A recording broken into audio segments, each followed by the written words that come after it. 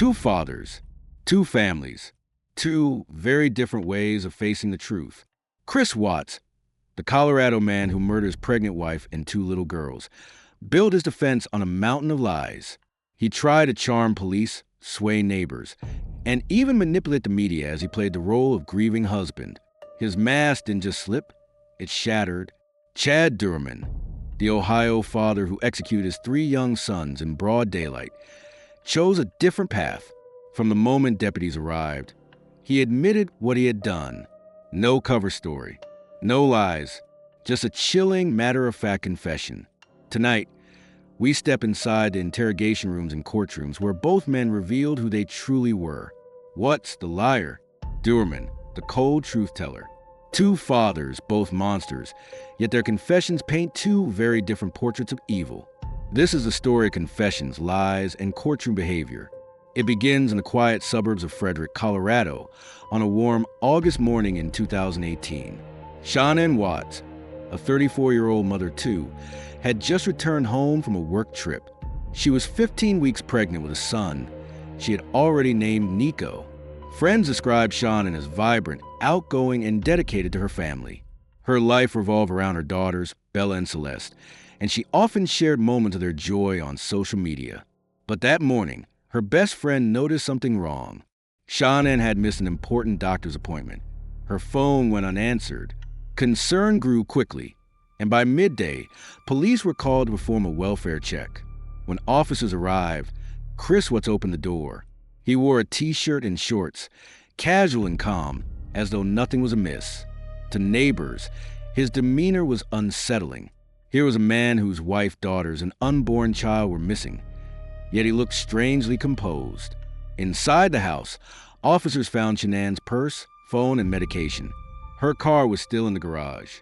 These were not the signs of a woman who had simply walked away. For any other husband, panic would have set in, but Chris tried to act normal. He suggested maybe Shanann had gone to a friend's house. Maybe she just needed time alone. His words were rehearsed, almost mechanical. As he spoke, he over-explained. He repeated himself. He pointed out small details, like Shanann's wedding ring being left behind, as though planting clues for a story he wanted others to believe. The officers took note. Something felt off, and the neighbors watching from across the street whispered to each other that Chris wasn't acting right. What they didn't know was that hours earlier, behind the closed doors of that same house, Chris had strangled Shanann to death. He had smothered his daughters, Bella and Celeste, ending their short lives in the most intimate and brutal way. Yet here he was, calmly walking to the home with police, pretending to be worried, pretending to be a husband desperate for answers. This was Chris Watts' pattern. Lie first, charm second, deflect always. He believed that if he smiled, if he spoke with enough confidence, people might believe him. But the mask was already slipping.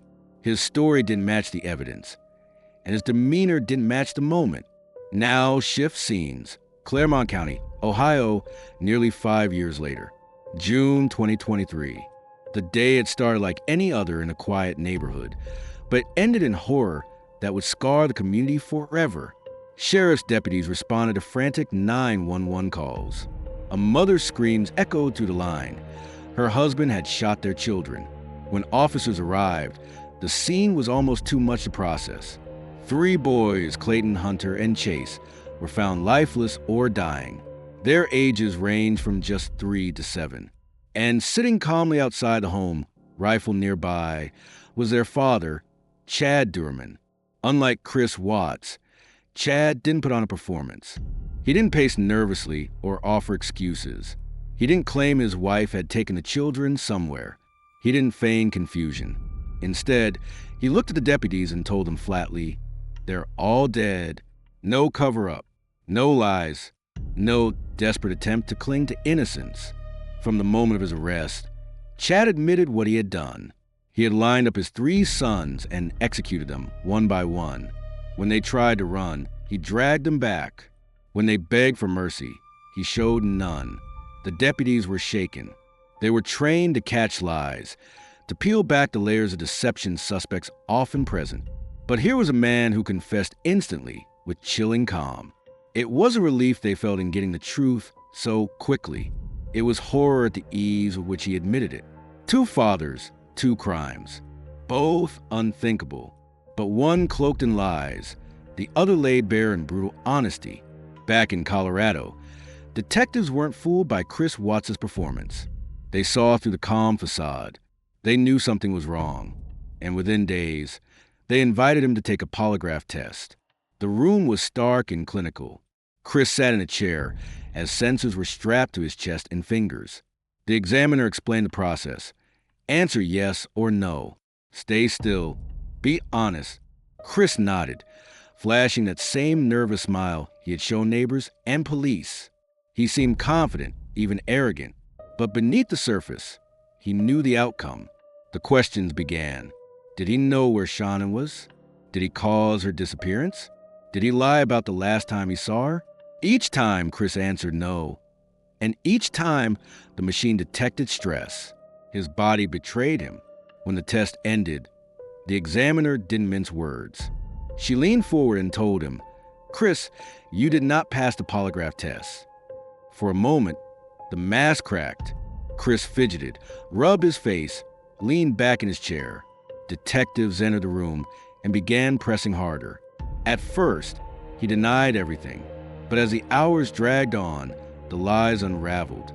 Finally, he admitted to killing Shanann, though he tried to soften the confession by claiming she had smothered the girls first. A desperate, grotesque attempt to shift blame. It was the half-truth of a narcissist. Even in confession, Chris couldn't face reality. He couldn't admit he was a soul monster. He had to rewrite the story to protect himself, to appear less evil than he truly was. Contrast that with Chad Doerman. When investigators asked him what happened, he told them directly he had been planning the murders for months. He described lining up his boys on the couch, shooting them, chasing them when they ran, dragging them back. His words were cold, detached, almost clinical. No half-truths, no blame shifting, no illusions of protecting his image. His confession was an attempt to lessen his guilt. It was an acknowledgement of his control. By telling everything in detail, Chad demonstrated that he wasn't afraid of judgment. He didn't care what people thought. His evil was exposed and he embraced it. Detectives listening to his words later described it as chilling beyond anything they had heard. With Watts, they had to peel back layers of lies to uncover the truth. With Doerman, the truth was offered immediately, raw and horrifying. For investigators in Colorado, the challenge was persistence. They had to play a careful psychological game with Chris Watts. They told him they understood he was under pressure, that maybe something had happened in the heat of the moment. They tried to make him feel less like a monster, so that he would open up, bit by bit. They chipped away at him until he broke. But even then, Chris refused to surrender the whole truth. He gave fragments, half-confessions, distorted versions of events. His lies were like a shield he couldn't set down. Chris's behavior in those first days reflects something important about his personality. He was a man desperate to control how others saw him. He couldn't bear being seen as a villain. Even after the murders, even after the evidence mounted, he wanted to be perceived as the victim of circumstance, or at least not the sole monster. That desire to maintain a mask, even when the truth was clear, shows the depth of his narcissism. The truth, when it finally came out in later prison interviews, was far darker. Chris admitted he alone had ended the lives of Shanann, Bella, and Celeste. He confessed to smothering his daughters, to placing their bodies in oil tanks, to burying Shanann in a shallow grave. But by then, the lies had done their damage. The public saw him not just as a killer, but as a manipulator who tried to twist reality to the very end. For Chad Doerman, investigators faced a different challenge. There was no need for a polygraph. No need for hours of psychological maneuvering. From the moment he was arrested, he admitted everything. But that presented its own horror. Detectives weren't used to such blunt confessions. Most suspects resist, deny, or minimize. Chad didn't. He spoke about lining up his sons and pulling the trigger, as if he were describing a mundane chore. The lack of emotion, the absence of hesitation, left investigators shaken. It wasn't just what he said. It was how he said it. Calm, detached, almost clinical. as though the murders weren't the most horrific act imaginable, but simply something he had decided to do. For the officers listening, it was a window into a kind of evil that defied understanding. One officer later admitted that the hardest part wasn't extracting the truth, it was processing it, because Chad's confession wasn't just words. It was a glimpse into a mind devoid of empathy, remorse, or humanity. This contrast between Watts and Doerman is what makes their stories so unsettling. One fought to protect his massive innocence, lying until the evidence crushed him. The other discarded the mask entirely, confessing with a coldness that stunned everyone who heard him.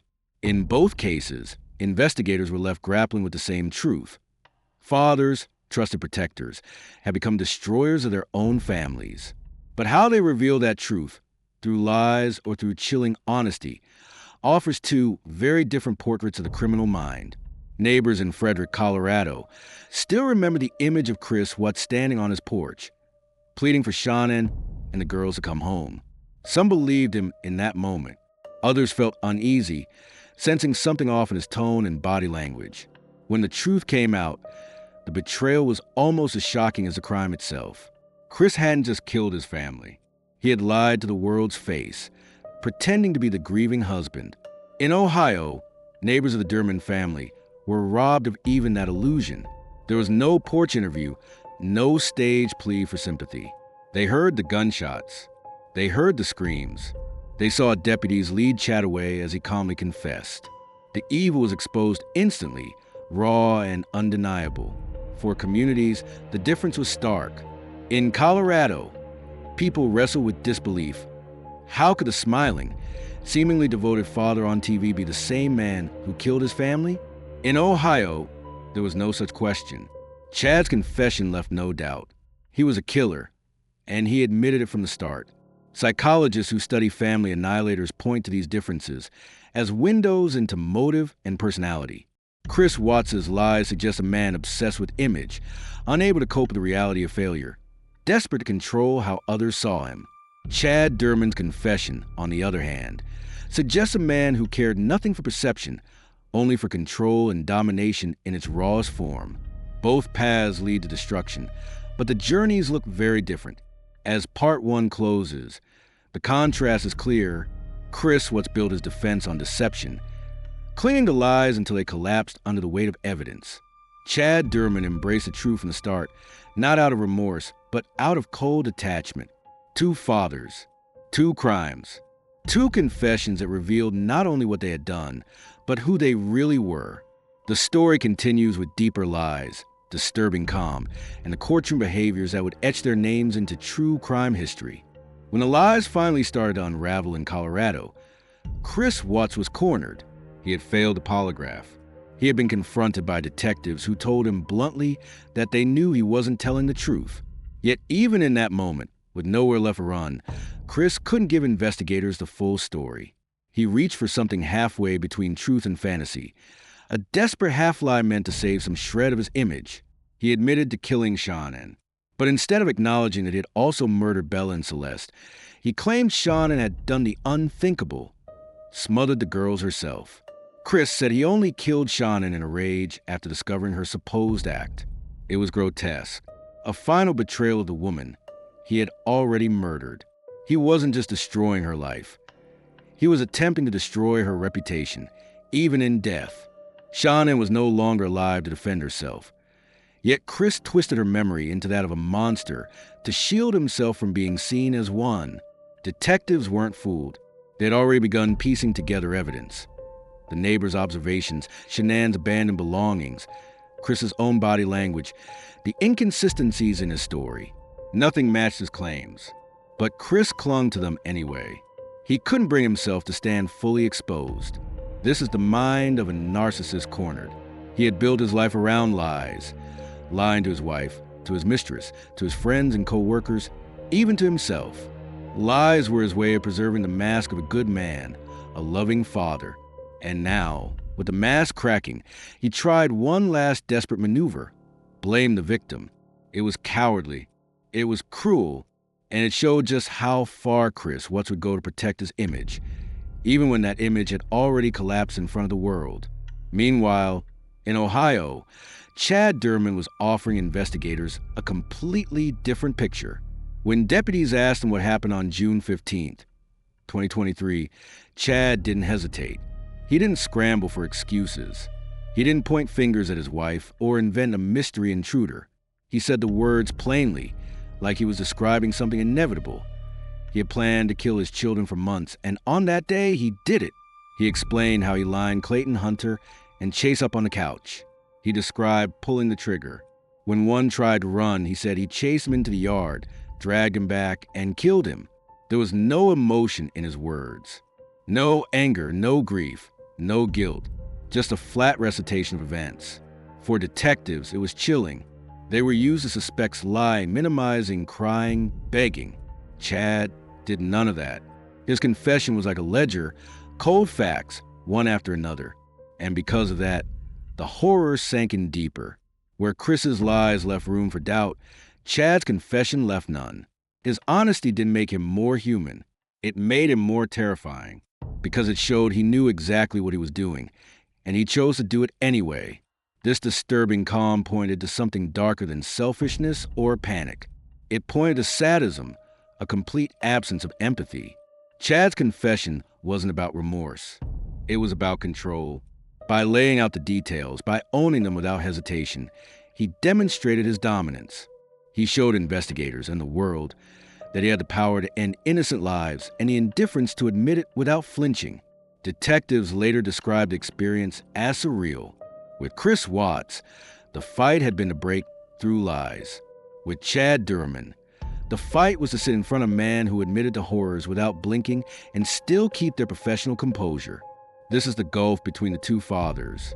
Chris couldn't face the truth because he cared desperately about how others saw him. Chad didn't care at all. Chris's mask shattered under pressure. Chad never wore one to begin with.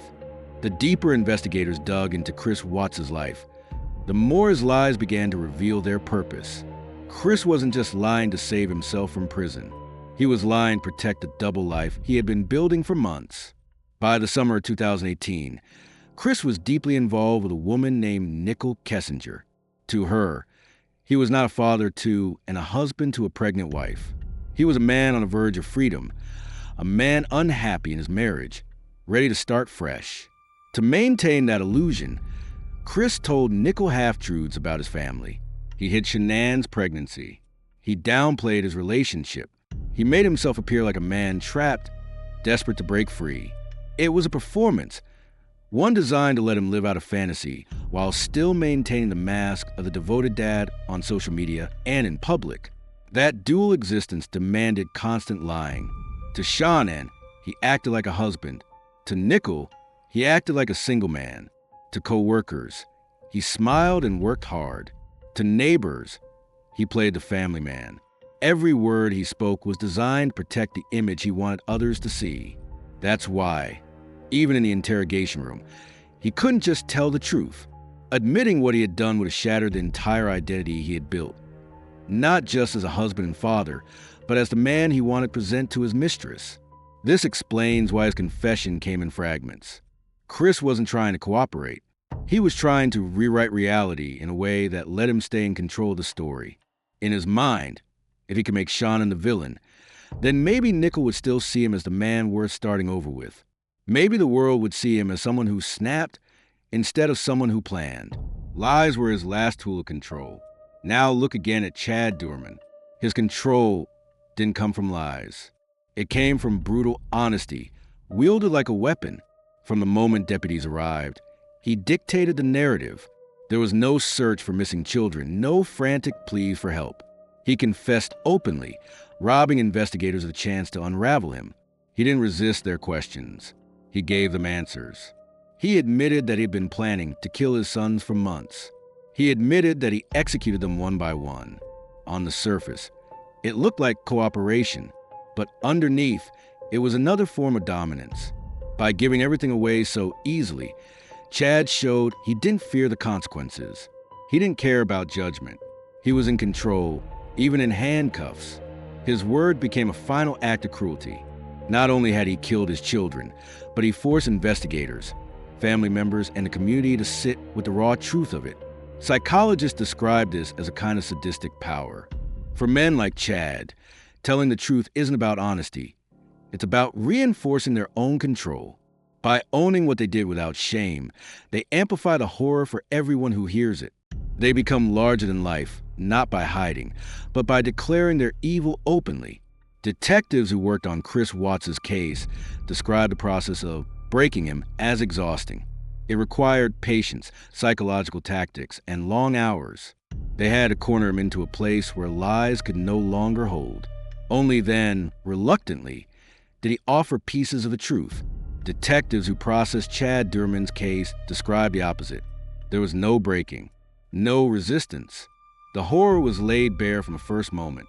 Their job wasn't to uncover lies.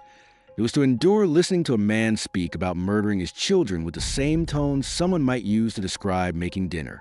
And that difference matters, because it reveals not just two crimes, but two entirely different personalities. Chris Watts was a man so obsessed with how the world saw him that he built lie upon lie until they collapsed. Chad Doerman was a man who didn't care how the world saw him at all. His control came from discarding the mask and forcing everyone to face the truth of what he had done. In one case, investigators battled deception. In the other, they battled indifference. But both faced the same outcome: fathers who betrayed the very role they were supposed to embody, protectors of their families. And in both cases, the confessions were not just admissions of guilt. They were revelations of who these men truly were. Chris Watts, the liar, desperate to preserve his image.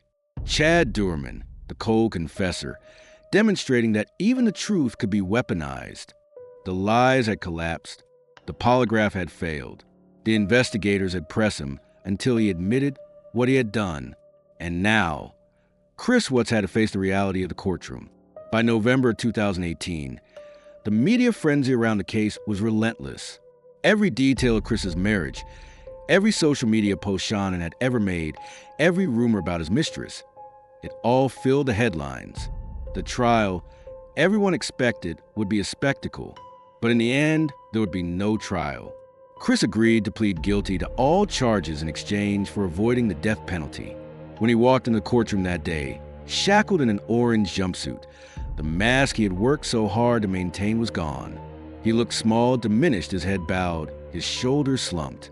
As the judge read out the charges, 9 in total, including first-degree murder, unlawful termination of pregnancy, and tamper with body, Chris answered in a soft voice, "Guilty, guilty, guilty." Each word hung in the air like a weight. For Shanann's family sitting behind him, the sound was both devastating and necessary. Finally, he was admitting responsibility.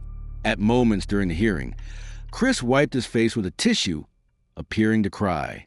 But for many watching, the tears fell hollow.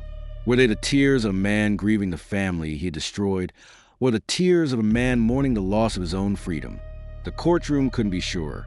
What was certain was that Chris's emotion came far too late to matter. Shanann's parents, Frank and Sandra Zusek, listened with heavy hearts. They had raised Shanann, watched her grow into a woman who loved fiercely, who built her life around her children, who shared her joy openly. And now, they were listening to the man who had taken her away, along with their granddaughters and unborn grandson. When it was their turn to speak, the atmosphere shifted. Frank stood first.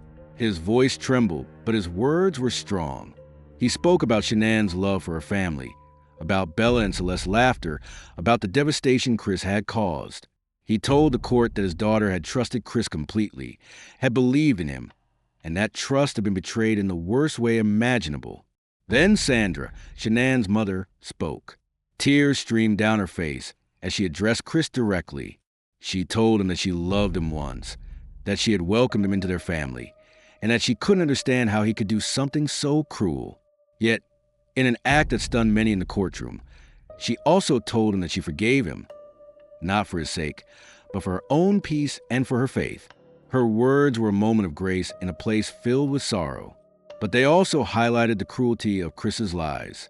Not only had he taken lives, but he had forced the people who loved Shanann and the girls to wrestle with the impossible task of forgiving the unforgivable. Chris sat silently, eyes downcast. The guilty plea meant there would be no trial, no lengthy parade of evidence, No chance for him to keep spinning his story. He would spend the rest of his life in prison without parole. For many, it was a relief, but it also left questions unanswered. Why he had done it, why that night, why in such a brutal way. Now turn to Ohio. Less than 5 years later, Chad Doerman sat in his own courtroom. But if Chris looked diminished, Chad looked disturbingly defiant. When Chad appeared before the judge, the air was thick with tension. Relatives of the boys filled the benches, their faces etched with grief. Reporters scribbled notes as cameras captured every detail. And Chad? He sat expressionless. At times, he smirked. Some in the room swore they saw him laugh. Prosecutors laid out the crime, how Chad had lined up Clayton, Hunter, and Chase and executed them one by one, how he had admitted to planning it for months, how he had confessed without remorse. The words were horrifying, but Chad's demeanor made them worse. He didn't flinch. He didn't cry. He didn't look ashamed. When it came time for him to plead, he did so without hesitation. Guilty. But unlike Chris, there was no tremble in his voice, no feigned emotion. His admission sounded almost casual, as if he were confirming a routine fact. The courtroom was stunned. It was one thing to commit such a crime. It was another to admit it with such indifference. For the families present, it was a second wound. Not only had he murdered his sons, but he showed the world he didn't care. Mothers clutched tissues. Fathers shook their heads.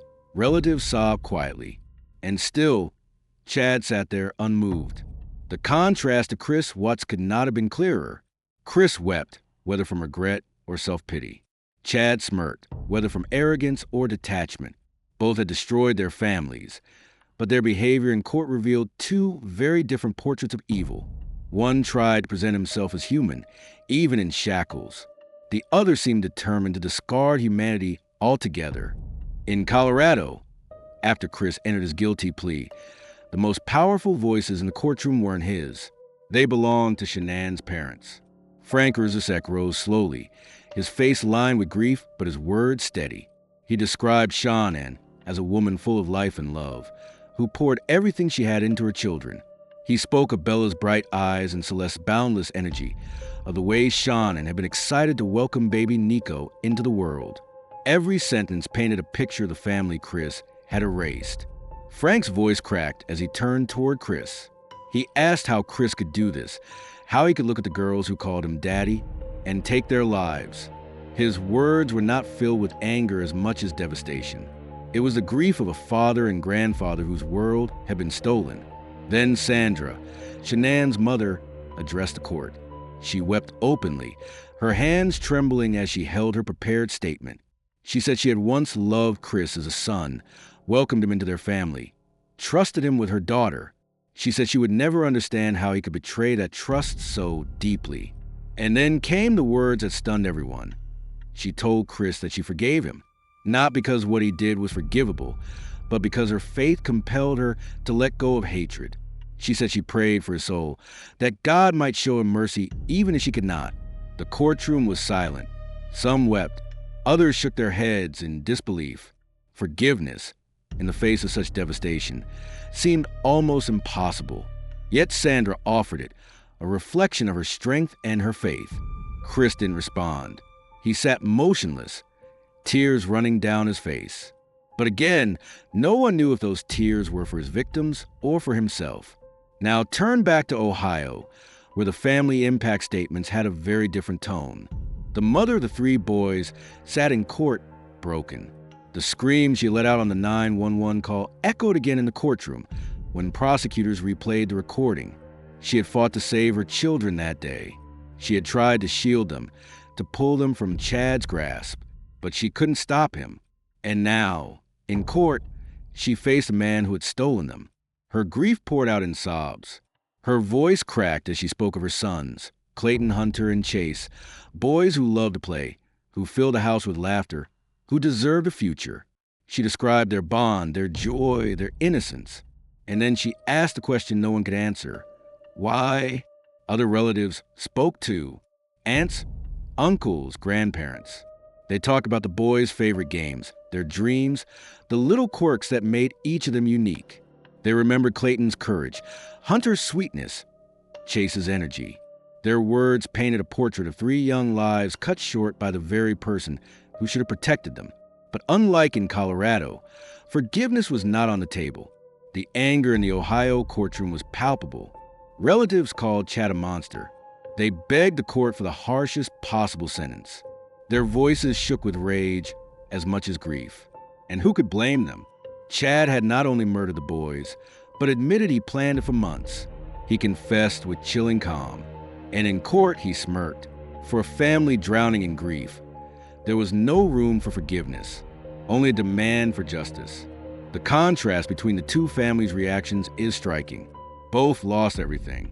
Both were left to live with unimaginable pain. But while Shanann's parents reached for forgiveness as a way to survive, Chad's relatives clung to anger as a way to fight back against the horror. Neither path is wrong. Both are human responses to the unbearable. Meanwhile, outside the courtrooms, the media spun the stories in ways that shaped public perception. With Chris Watts, the narrative early on was one of shock. The smiling family man, the devoted dad who appeared in Shanann's videos, had committed the unthinkable. News outlets replayed his porch interviews endlessly, analyzing his words, his body language, his lack of urgency. Some commentators speculated about Shanann's role, unfairly scrutinizing her social media presence and marriage. Others focus on Chris's mistress, turning her into a symbol of betrayal and hidden desire. But over time, the narrative hardened. Chris wasn't just a suspect who fooled people. He became the embodiment of deception, the man who lied to the world's face, who wept on television while knowing exactly where his wife and daughters were. He was no longer a mystery. He was a liar and a killer, and the media never let the public forget it. In Ohio, the coverage was different. There were no porch interviews to dissect, no mask to pull apart. From the start, Chad was labeled what he was, a monster. The headline screamed of horror.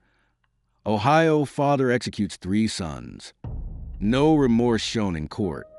The brutality of the crime was so stark that there was no space for ambiguity, no attempt to soften his image. The difference shows how media thrives on contrast. With Chris, they had a narrative arc, the charming family man revealed as a liar. With Chad, they had blunt horror, the father who confessed without shame. One story lingered in the public imagination because of the lies. The other seared itself into memory because of its raw truth. Both men became infamous. Both names now evoke horror. But the way they reached that point, through deception or through chilling honesty, shaped how the world remembers them. The story of Chris Watts didn't end with his guilty plea. In many ways, it only began because while he sat behind bars, the world was still watching. The lies he told, the mask he wore, the image he crafted of himself as the perfect dad were dissected, analyzed, and torn apart on social media. In the days after Shanann and the girls were reported missing, Chris stood on his porch giving interviews to local TV stations. He begged for their safe return, his words calm, his demeanor almost too relaxed. At first, some viewers believed him. They saw a husband desperate to find his wife and daughters. But others noticed something strange. His body language didn't match his words. His eyes darted. His voice lacked urgency. He folded his arms across his chest, as though closing himself off. When the truth came out that he'd killed them, the betrayal was absolute. Social media exploded. Clips of his porch interviews were replayed endlessly. Each gesture scrutinized, each word picked apart. People pointed out the casual way he spoke about Shanann, the odd phrases he used, the eerie calmness in his voice. What once seemed like a plea for help now looked like a performance. And it wasn't just his interviews. Shanann's Facebook posts, her videos of Bella and Celeste, her cheerful updates about her family life, all of it flooded timelines. The contrast was heartbreaking. While Shanann celebrated her children and her marriage online, Chris had been planning to erase it all. The perfect family image was revealed to be nothing more than a facade, carefully maintained by Shanann's optimism and Chris's lies. The internet became both judge and jury. True crime groups debated his every move. YouTube channels analyzed the case frame by frame. Podcasts discussed his psychology. Memes mocked his interviews. In a digital age, Chris Watts didn't just stand trial in Courtroom. He stood trial on every screen, in every living room across the world. And the verdict was unanimous. He was not just a killer.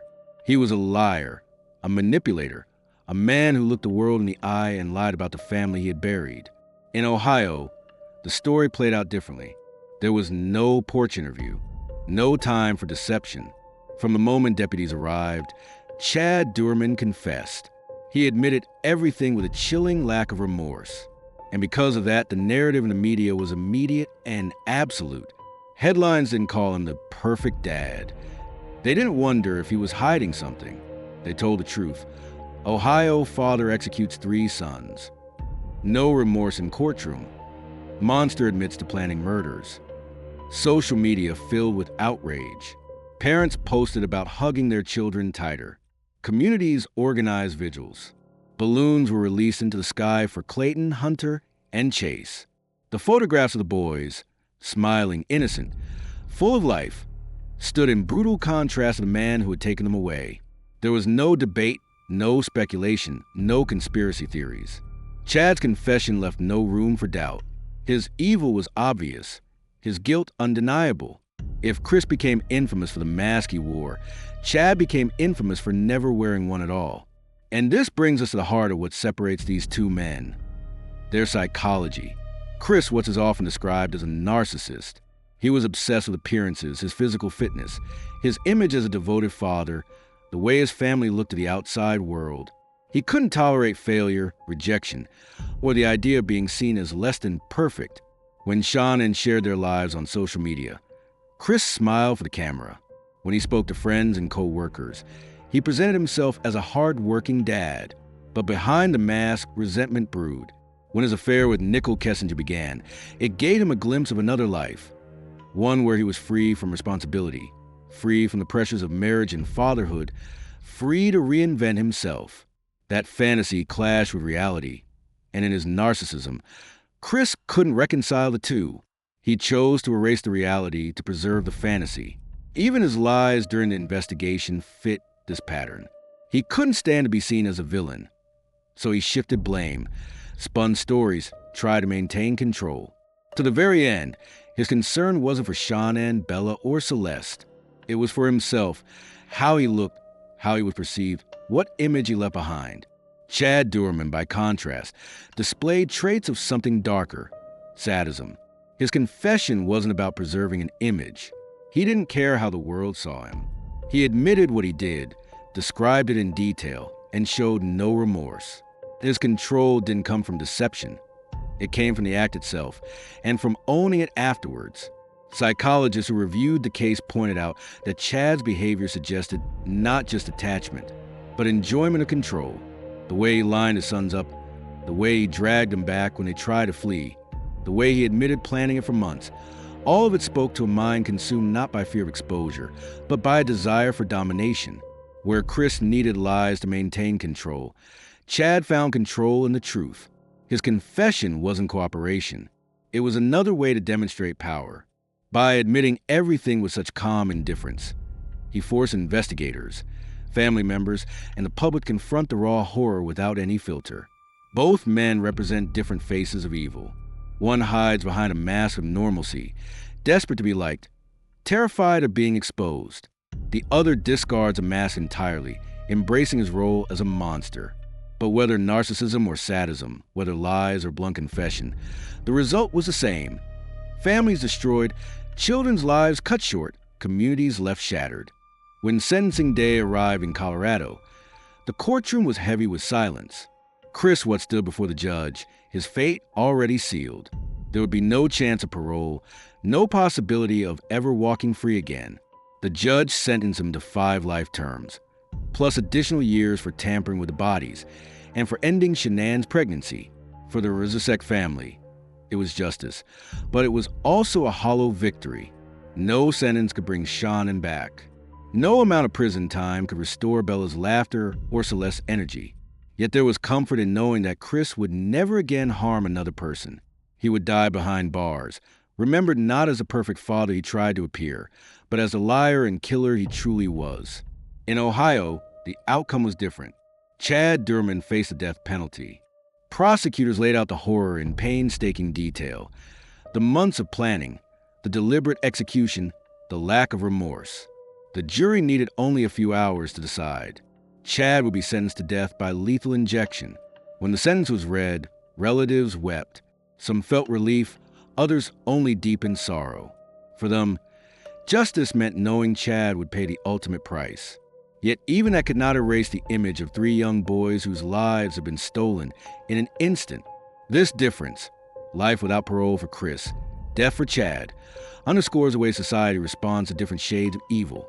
Both men were condemned, both stripped of their freedom, both marked forever as monsters. But while Chris clings to existence behind prison walls, Chad waits for the state to carry out his execution. And still, the true legacy of these cases does not belong to Chris Watts or Chad Doerman. It belongs to the victims. Shanann Watts was more than a headline. She was a mother, a friend, a daughter. She worked tirelessly to provide for her children, sharing her joy with the world through her social media posts. She believed in family, in love, in building a future. Her daughters, Bella and Celeste, were innocent souls who adored their father, who trusted him completely. They deserved a lifetime of birthdays, school plays, and family vacations. Baby Nico never even had a chance to take his first breath.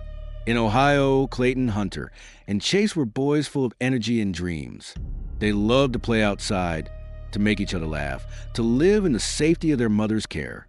They should have grown up together, 3 brothers bound for a lifetime of memories. Instead, their names are etched into tragedy. The communities in both Colorado and Ohio continue to grieve.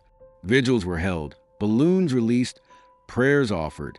Neighbors struggled to understand how someone who seemed like a loving father could commit such acts. The answer, of course, is that appearances deceive. Chris wore his mask until it cracked. Chad discarded his mask altogether. But in both cases, the destruction was total. So what do their stories teach us? That evil doesn't always announce itself with violence at first. Sometimes it hides behind smiles, behind social media posts, behind a mask of normal life.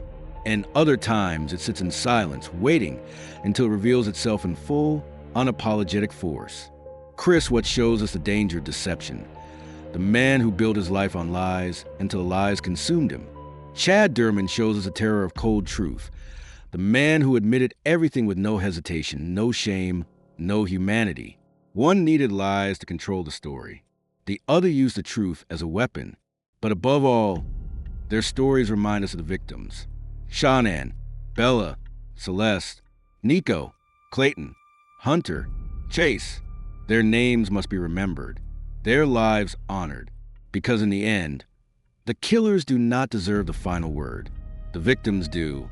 And now, to you, the viewer, if you stay with this story, it means you care about uncovering the truth, about honoring the memories of the innocent, about refusing to let these tragedies fade into silence.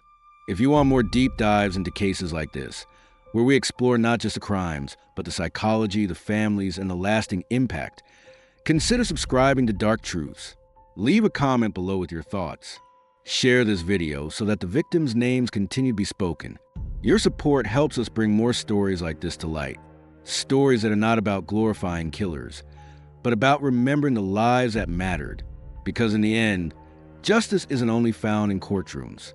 It's found in how we remember, how we speak, and how we refuse to look away from the dark truths of human nature.